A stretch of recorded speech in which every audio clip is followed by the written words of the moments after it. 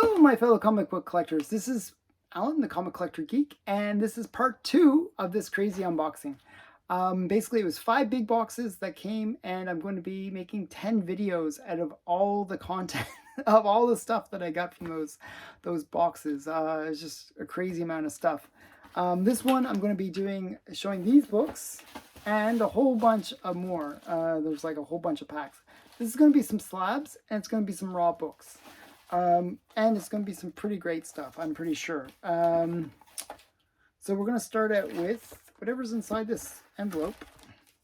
Whatever's inside the envelope. Okay. Oh, okay. Trying to remember. Oh, what character? Okay, so this is Joe Paluka. And this is number, what is it? Number, I'm not even sure what number it is. Number 17. Number 17. And I'm not sure, I forget which character made their first appearance in this. But it is a first appearance. I'd have to look it up again. Yeah, but what is it? Does it say anything that gives it away?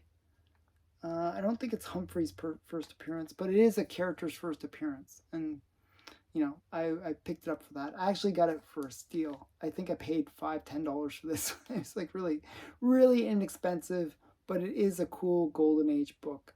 Joe Paluka is one of those titles that is really undervalued. You know, you can pick these up fairly cheaply. Okay, so next is, I have to cut a bit. Okay. This one has a bit of tape on it. I didn't realize it was so taped.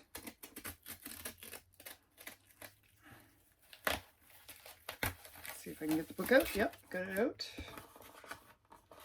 And let me just see the thing. Okay, I have no idea who this is. It's eBay sale. Oh, okay, this one is just sort of a weird one. I actually like collecting underground comics from the 70s and 80s. And that's what this is. It's just an underground comic. I thought it was a little weird. Kind of reminded me a little bit of Robert Crumb's style, so that's why I picked it up. This is, and there's nothing to to censor. It's Teenage Horizons Shangri-La, and this is number 1. This is actually the first print. They actually did multiple printings of this, but this is the first print. So yeah, just and it's by Lynch, J. Lynch. So yeah, number 1 of this random underground comic. But I collect underground comics, so I have a pretty good collection. Actually, I have one long box devoted to underground comics. I think they're interesting. Sometimes you get some cool stuff.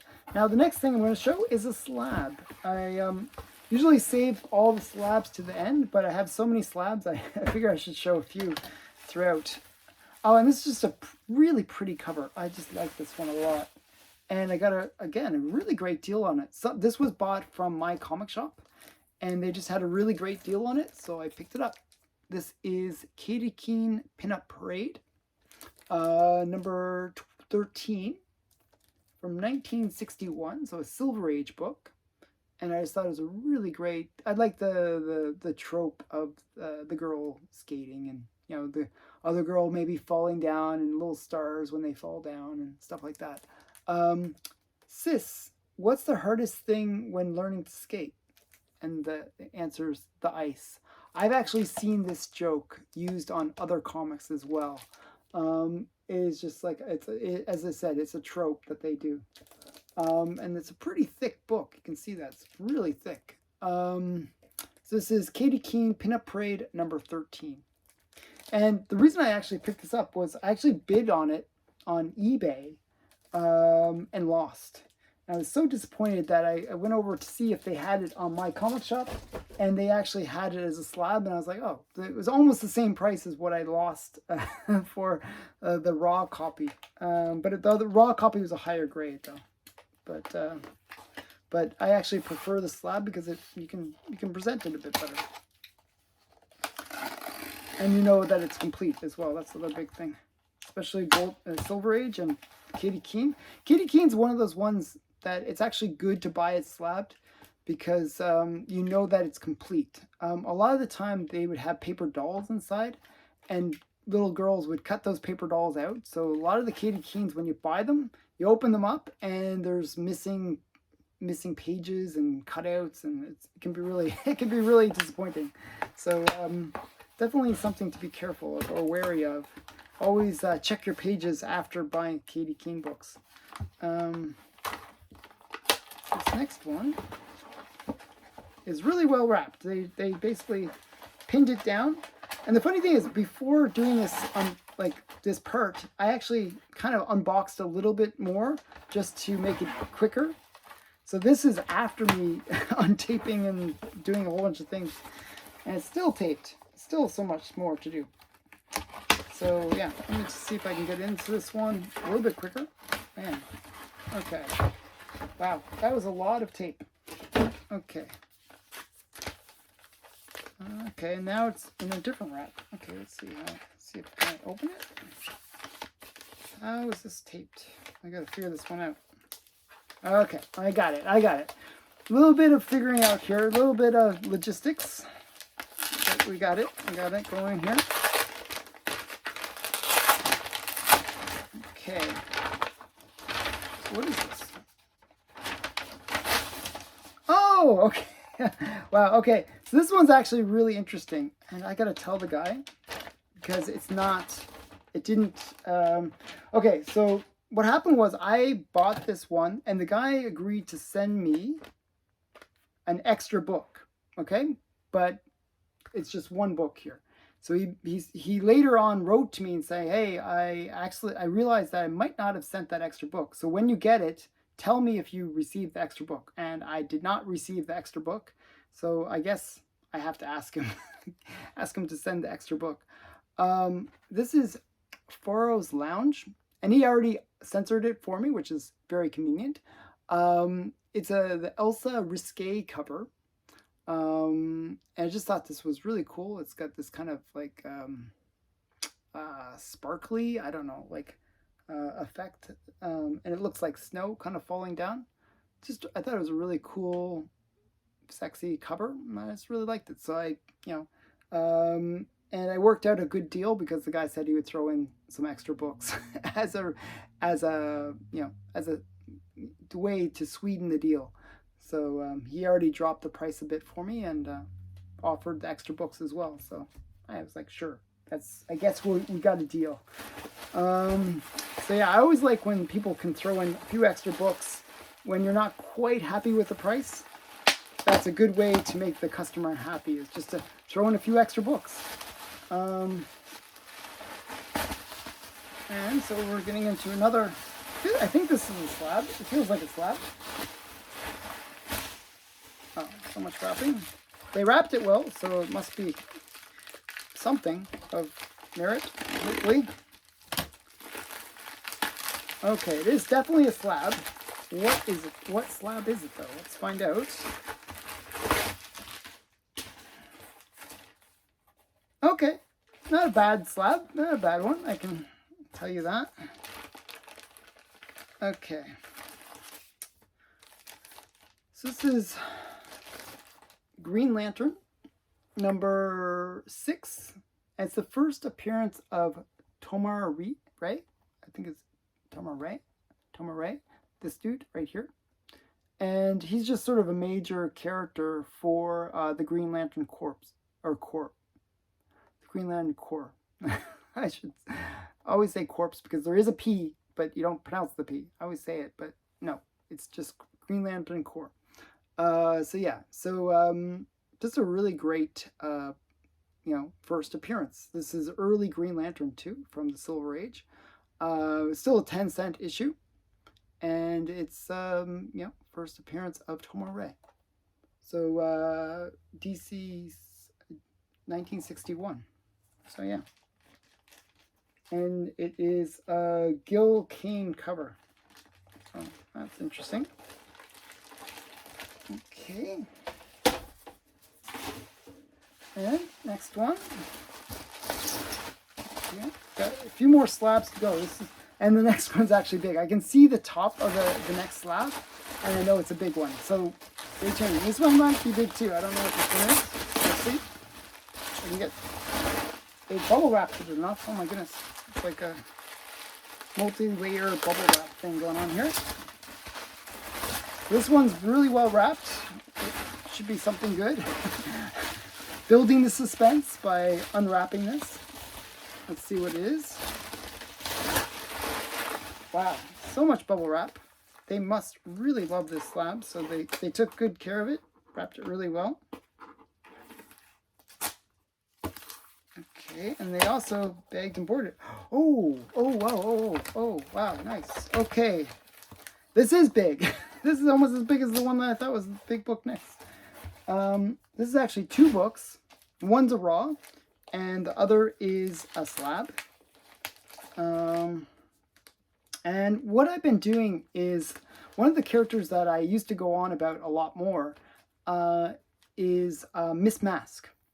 And the reason I went on about Miss Mask in the past more than I do so now is what I was doing. I was trying to get a collection of all of her Golden Age covers. And I got a bunch of them. And, you know, then it was just the harder covers to get, the ones that are a little bit more scarce that you don't see that often. And one of these is a pretty scarce cover. It's just really hard to find this title, and it's just a really classic Miss Mask cover. So this is Fighting Yank 22, and it's a nice Alex Schomburg cover, and you can see right there, it's Zila. It's where he wrote his name backwards. Instead of Alex, it's Zila. So this is just a really great book. Yeah, just a great Alex Schomburg cover. This one has some weird thing, though, I noticed. Like, if you look at the perspective, it doesn't quite make sense. Because the dinosaur is behind her, but yet he's kind of in front of her as well. He's like wrapped around her and kind of looks like he's gonna bite her, but he's not biting her from the back. He's biting her from the side, which is I just thought that was really interesting. And then you got Fighting Yank. This is such a typical Alex Schomburg thing. You got the hero in the background that he's way out of range, and he's gonna like bop it with a rock. But it doesn't make any sense, because the only way he can do that is if he kind of goes over the girl, you know, if you think about the perspective. So I just think it's a really interesting cover, and that's Fighting Yank 22. Now the next one is a really big book. This is quite nice. This is Planet Comics number 35, and this is the first cover appearance of Mista of the Moon. This is the first, actually, this is not the first cover appearance. I shouldn't say that. It's the first appearance of Mista of the Moon. This is not Mista. She later appears where she's like, you know, wearing red, and she's like fighting some monster on a jetpack, I believe. So this is Planet Comics number 35, first appearance of Mista of the Moon. Just a cool sci-fi female character from the Golden Age. And this is just a classic cover. It's a headlight cover. It's done by Lily Renee. And Lily Renee did some amazing art back in the day. She was actually one of the longest living artists. She only passed away, I believe, last year. So from the Golden Age. So she was, you know, very interesting artist and produced some amazing covers. And this is one of her classic covers. People most often go after this book for the cover and not the fact that it is a first appearance. But it is both a great cover and a key first appearance. Okay, now speaking of big books, this next one is another big book. And we'll get into it. This one is just a really... I like this book for the Good Girl art cover. This is Patsy Walker #1. And it's just a really cute cover. I just like the legginess of it. I like the fact that, you know, again, the trope of falling down and, you know, getting your butt hurt. Well, you know, she kind of solved that problem by putting a pillow on her butt. So I think that's just so cute. This is from Timely Comics, which is Marvel. Patsy Walker later became a character known as Hellcat. But back in the Golden Age, she was kind of like a good girl art character, and you know, really into like fashion and, you know, typical girl things. This is from 1945. It's just a really great cover. This is Patsy Walker #1, her first solo title. And the title Patsy Walker ran quite long, I believe until in the 60s, I believe. So yeah, so that's pretty big book. Really hard to get that book. I actually negotiated with the guy for 4 months to get that book. He wanted a really crazy price, and I kept on talking him down for months after months. It's pretty crazy. So yeah, so I was pretty excited to get that. It took, as I said, 4 months of negotiating with the guy to get him to sort of agree to my price. Okay, this next one is really well wrapped.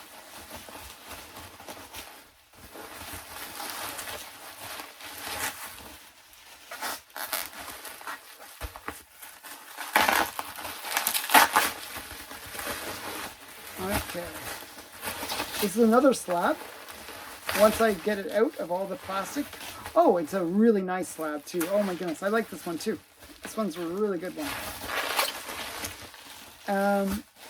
It's not one that people necessarily chase after because it's a romance book. And these romance books, I have a feeling, are a little bit underrated. Because they can have some really amazing covers. And this is one that I think just has an amazing cover. So this is Herthrop's #1. And this is from August of 1949 from Quality Comics.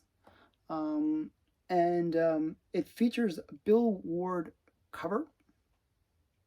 And Bill Ward was the one that created Torchy.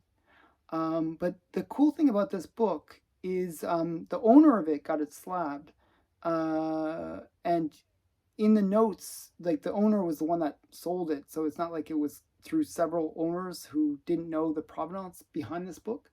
But the owner said that it was signed by Bill Ward, so that's kind of an extra cool thing. It's signed on the inside cover, that's why it doesn't have a green label, but you know, it is kind of cool. It doesn't denote that it's signed, but it is signed on the inside.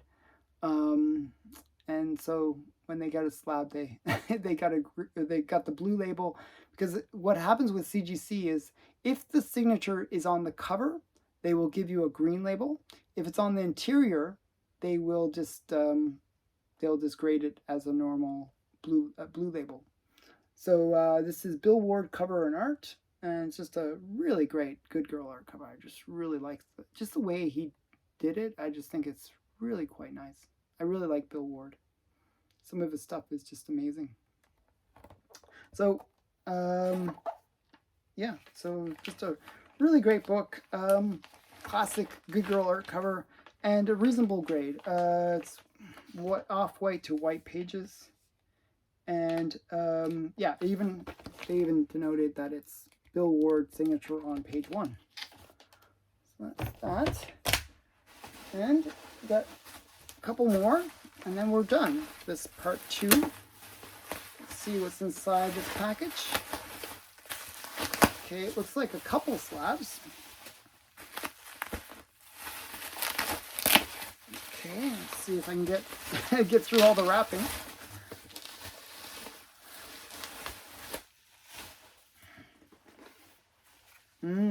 Okay, some other big books. Okay, these ones are really big too. Okay, let me see if I can... Okay, so I gotta kind of explain this one. Let's see if I can get this out. Wow, okay, it's a little challenging. Okay, this was from an Instagram claim sale, and I'll take that off. Okay, we got My Secret Life, number 23. Now this is from 1949. Again, another romance cover. This one is done by Fox Feature Syndicate, which is, they produce some crazy stuff. One of the things that you'll notice is they'll use pink paper, and you'll get kind of this weird effect where there's like almost like it's not that the color is bleeding through, it's like the paper is pink and it just has this weird effect where it looks like, you know, you get this kind of bleed through of the pinkness of the paper. Yeah, just a really, really great Good Girl art cover. And this was done by Wally Wood. So yeah, just a really great cover. I just thought, wow, that's just so nice. And I got a really great deal on it. So it was, you know, sometimes on those Instagram claim sales, nobody was showing interest. It was funny, nobody was showing interest. I put in an offer, and then everyone started putting it, like, started being, oh, that's a really cool book. I'm like, it's like, it was really annoying, but I got it for the price that they asked for. They said, oh, we'll honor your first bid on it. It was really funny. Yeah, I was trying to get it quietly, and it didn't happen because people were like, oh, Alan likes it. It must be a good book. Yeah, it was funny. But, yeah. Okay, so this next one is a really, really cool book. This one is definitely a Grail book. However, I think the people that were selling this book didn't realize it was such a Grail book. It is a major Grail. It is really rare. It's an extremely rare book. And normally sells for about 10 times what I paid for this book. So I was quite happy to get it for the price that I did. I guess they didn't look it up because it is a big book. It is definitely a big book. Let me just... So they graded it as a 2.0. It does have tape on the cover, but it is Pluto Saves the Ship. And I believe that, I forget when this is from. I believe it's like in the early 40s, maybe like 1940-ish time period. And it's also known as Large Feature Comics number 7. And this is the very first time that Carl Barks did published art. This is Carl Barks's first published art. And Carl Barks went on to be kind of one of the major artists for Disney. He created characters like Uncle Scrooge. He did a lot of artwork for Donald Duck, and just considered to be one of the greats from Disney. So this is Carl Barks' first published art is in this book, Pluto Saves the Ship. And it's also known as, if you want to search for it, the way you search for it is you search Large Feature Comic number 7. Just a really great book. Really hard to find this book. It's really scarce, and it's just a really great one to get. Definitely a major find for me. I was quite excited to get it. So that's Pluto Saves the Ship, or Large Feature Comics number 7. And that's it for this part. I hope you enjoyed this part 2 of the unboxing. Again, as I said in the previous video, like, I'm going to try to have it where every video has some big books, so that, you know, there's 10 parts to this unboxing, but every one of them is going to have really big books. And the finale is, as I said, it's going to be phenomenal. So watch all the parts. Make sure you subscribe to the channel. Make sure you like this video. Tell your friends about it. And that's it. Thanks for watching. Bye.